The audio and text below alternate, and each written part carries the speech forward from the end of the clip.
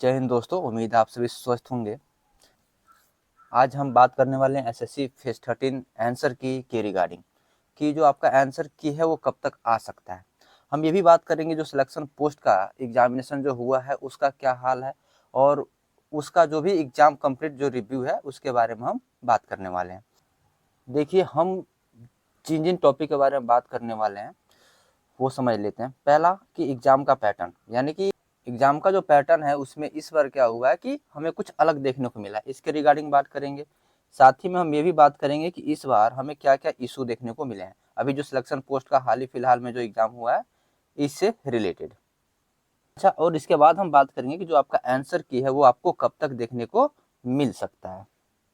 देखिए, important points हम देखें तो देखिए, अभी जो सिलेक्शन पोस्ट का एग्जाम हुआ, अभी हमें पता है कि इतना सारा आवाज उठाने के बाद भी प्रोटेस्ट हुआ, एसएससी से अपनी मांगों को रखा गया, एसएससी के चेयरमैन ने मांगों को सुना भी और बहुत कुछ बदलने की बात कही थी। लेकिन जो सिलेक्शन पोस्ट का भी एग्जाम हुआ है इसमें हमें कुछ भी बदलता हुआ दिखाई नहीं दिया हुआ है। हम ध्यान से देखें तो जो हमें इस बार भी क्या देखने को मिला है, लेट एंट्री, यानी कि बच्चों का जो एंट्री है वो सही टाइम पे नहीं कराया गया है। सेम सर्वर का भी इशू बहुत सारे बच्चों के साथ देखने को मिला है। ऐसी बात किया जाए तो अनट्रेंड इन्विजिलेटर, यानी कि किसी किसी बच्चे को पेज ही नहीं मिल रहा। अब बच्चा बिना पेज के एग्जाम हॉल में कैसे एग्जाम देगा। आगे बात करें तो जूम आउट और जूम इन, ये एक नया प्रॉब्लम हमें इस बार फिर से देखने को मिला है कि कुछ कुछ बच्चों का जो पेपर है वो पहले से ही जूम आउट रह रहा है और कुछ कुछ बच्चों का पेपर पूरा जूम इन रह रहा है। तो जूम आउट के साथ भी समस्या और जूम इन के साथ भी समस्या है, क्योंकि जो कोई भी क्वेश्चन है वो क्लियर विजिबल नहीं होगा। तो ये चीज है वो जो अभी हमें एक नया प्रॉब्लम देखने को मिल रहा है। आगे हम बात करें कि इस बार कुछ चीजें सही भी हुई हैं, जिसमें कि आपका माउस हो गया है ना, माउस को लेके अभी हमें इस बार कोई समस्या देखने को नहीं मिला है। अच्छा, हम एग्जाम पैटर्न की बात कर रहे थे, तो इस बार जो एग्जाम का पैटर्न रहा है उसमें हमें पुराना पैटर्न देखने को मिला है। यानी कि एसएससी जो भी नए नए सवाल पूछ रही थी, जैसे कि प्रोबेबिलिटी से पूछ रही थी, है ना, और बात करें तो स्टेट से पूछ रही थी, ये इसमें सब कोई भी क्वेश्चन हमें देखने को नहीं मिला है। अगर हम पैटर्न की बात करें तो अभी जो सिलेक्शन पोस्ट का एग्जामिनेशन हुआ है उसमें कोई भी ये जो प्रोबेबिलिटी, स्टैटिस्टिक और जो रीजनिंग में हम बात कर रहे थे कि स्टेटमेंट बेस्ड जो क्वेश्चन आते हैं, जो कि मेंस में आते हैं, ये भी क्वेश्चन हमें कुछ भी देखने को इस बार नहीं मिला है। ठीक है, और जो पुराना पैटर्न की हम बात इसलिए कह रहे हैं क्योंकि इस बार ऐसा लग रहा है कि जो सिलेक्शन पोस्ट का एग्जाम हुआ है 29 तारीख को, इसमें ये हमें देखने को मिला है कि जो एसएससी है वो जो टीसीएस का जो पैटर्न होता था, टीसीएस का पैटर्न, उस टीसीएस के पैटर्न के ही रिगार्डिंग जो है वो सवाल पूछ रही थी। हमको लग रहा है कि जैसे टीसीएस का ही क्वेश्चन उठा के और इस बार सिलेक्शन पोस्ट में पूछ लिया गया हो, क्योंकि एग्जाम का जो पैटर्न था इसको लेकर भी काफी ज्यादा आवाज उठाया गया और शायद ये बात जो है एसएससी के कानों तक पहुंच गई और इसलिए जो है एडिक्विटी जो है, जो एसएससी है वो क्या कर रहे हैं, पुराने पैटर्न को ही फॉलो करते हुए दिखाई दे रहा है। सिस्टम इशू का मतलब क्या है कि जो बहुत सारे बच्चे हैं जिनका जो सिस्टम है वो अपने आप ही बंद हो जा रहा है। तो ये भी समस्या हमें इस बार देखने को मिल रही है। अच्छा, एक और समस्या जो है वो देखने को मिल रही है कि क्वेश्चन हिंदी में अलग और इंग्लिश में अलग देखने को मिल रहा है। तो ये भी बच्चे जो है काफी ज्यादा क्लेम कर रहे हैं कि इस बार जो अभी सिलेक्शन पोस्ट का, जिसमें मात्र 60,000 ही बच्चे थे, है ना, 60,000 से कम ही थे, अप्रोक्स 59,000 कुछ बच्चे थे जिनका जो एग्जाम हुआ था, और इन 60,000 बच्चों का एग्जाम कराने में एसएससी जो है इतनी सारी खामियां और इतनी सारी गलतियां कर रही हैं। तो हम कैसे उम्मीद करें कि आगे आने वाले सारे एग्जाम जो एसएससी अच्छे ढंग से करा पाएगी। हम किस पे भरोसा करें। एसएससी जो है अपने दायित्व को समझ नहीं रही है, अपने कर्तव्यों से चूक जा रही है, और जो भी हम रिफॉर्म की बात कर रहे थे, चेयरमैन ने जो भी हमें आश्वासन दिया था कि हम इस पे काम करेंगे, ऐसा कुछ भी होता हुआ दिखाई नहीं दे रहा है।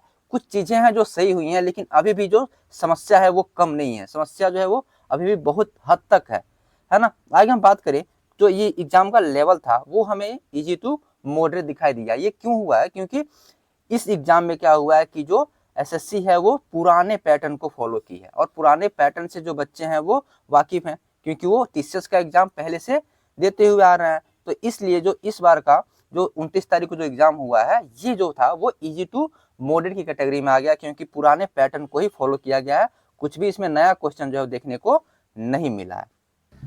तो ये वो पॉइंट है जो कि हमें इस बार जो 29 तारीख को जो एग्जाम हुआ है ना, इतने सारा प्रोटेस्ट होने के बाद, एसएससी की इतने सारे दावों के बाद, जो हमें लग रहा था कि हाँ हो सके कोई काम, कोई रिजल्ट निकल कर आए, लेकिन अभी तक हमें इसका कुछ भी रिजल्ट देखने को नहीं मिल रहा है।